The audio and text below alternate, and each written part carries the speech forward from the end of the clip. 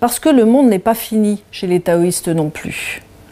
Dans le Tao Te Ching, donc le livre de la voie et de son efficacité, qui est un des classiques fondamentaux de l'école taoïste, dans le Tao Te Ching, le monde est comparé à un vase sacré. Arrêtons-nous quelques instants sur cette métaphore du vase sacré. Qu'est-ce que ce symbole traditionnel évoque? Je pense qu'il évoque déjà quelque chose pour vous. À quoi sert un vase? Quelle est sa fonction? Le vase, vide au centre, est prêt à recevoir. C'est donc un réceptacle. Ce qui veut dire que, symboliquement, sa fonction est donc la réceptivité.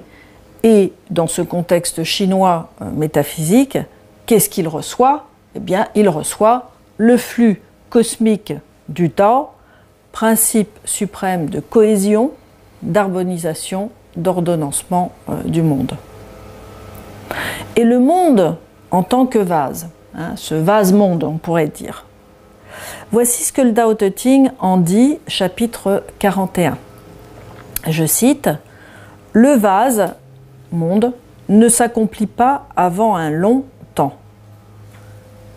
Et la suite du chapitre dit « Il n'y a que le Tao pour exceller, à conférer et à parfaire. » Il incombe à l'homme saint, à l'homme authentique, campé entre ciel et terre selon la vision chinoise, de se faire le réceptacle du flux du Tao afin que le monde s'accomplisse de lui-même sans agir. Nouvelle notion que j'introduis là, donc, non-agir, qui est une traduction imparfaite évidemment, je vais expliquer pourquoi. Wu Wei en chinois, donc c'est plutôt le non-intervenir, ou en tout cas c'est le fait de ne pas agir, c'est agir sans violence, sans heurts, sans violence. Imperceptiblement, si imperceptiblement qu'on a l'impression qu'il n'y a pas d'action. Le Tao, donc ce flot de genèse harmonieuse, incessant, sans limite et sans fin, pratique, nous dit le Tao Te Ching chapitre 9, il pratique constamment le non-agir. Et pourtant, il n'y a rien qui ne se fasse.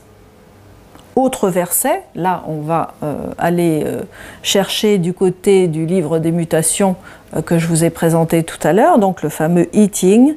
Qu'est-ce qu'il dit? L'œuvre accomplie, se retirer, telle est la loi du ciel. Donc on est bien là dans l'idée de quelque chose qui doit se faire.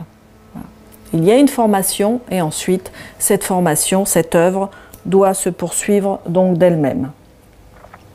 Alors pour en revenir à cette métaphore du vase associée au monde, dans le Tao Te Ching, le livre de la voie et de son efficacité, on retrouve une évocation semblable dans l'ouvrage kabbaliste du livre de la clarté, le Sefer HaBahir.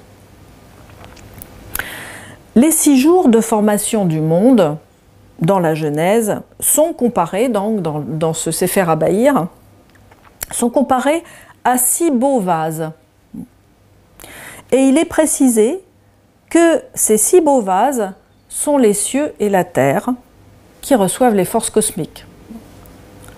Tout en rappelant que l'adamité des origines, aussi Adam Kadmon, on a parlé tout à l'heure de ce principe d'humanité des origines, est l'œuvre ultime réalisée en ce processus de Genèse. Donc c'est vraiment lui qui est l'excellence, qui manifeste l'excellence en tout cas de l'œuvre qui a été réalisée, et cette œuvre est jugée justement éminemment bonne.